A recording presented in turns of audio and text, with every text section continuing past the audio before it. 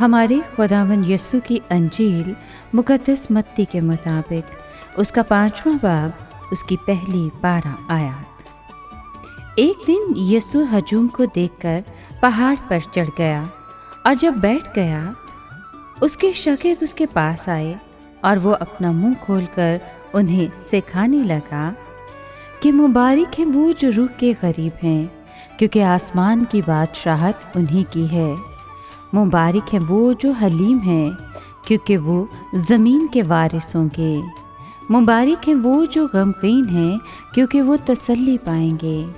मुबारक है वो जो रास्ते के भूखे और प्यासे हैं, क्योंकि वो आसूदा होंगे। मुबारक है वो जो रहम दिल हैं, क्योंकि उन पर रहम किया जाएगा। मुबारक है वो जो पाक दिल हैं, क्योंकि वो खुदा को देखेंगे।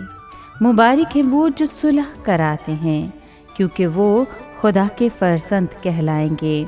मुबारक है वो जो रास्ते के सबब से सताए गए हैं, क्योंकि आसमान की बादशाही उन्हीं की है। मुबारक हो तुम जब मेरे सबब से लोग तुम्हें लान तान करें और सताएं और हर तरह की बुरी बातें तुम्हारी निस्बत नाहक कहें। खुश हो और खुशी करो, क्योंकि आसमान पर तुम्हारा अजर बड़ा है, इसलिए कि उन्होंने उन नबियों को जो तुमसे पहले थे इसी तरह सताया। पाक कलाम के पढ़े और सुने जाने पर खुदा उनकी बरकत हो, खुदा का शुक्र हो।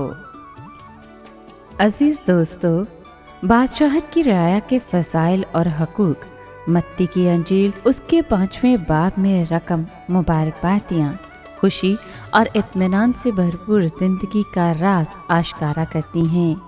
ये इनकलाबी तालीम है। मसीह ने उस ज़माने की नाम नहाद रास्तबाजी का मुशाहिदा किया और परखा। ये मुबारकबादियाँ जंजीर की कड़ियों की तरह हैं।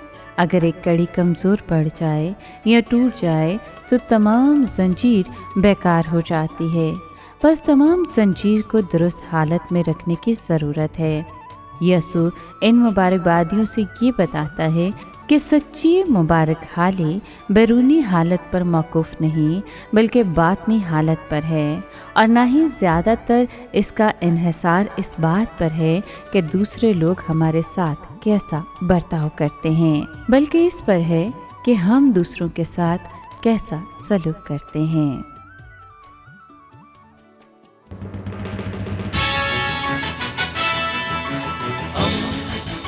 दोस्ती का पैगंबर रेडियो वेरितास एशिया।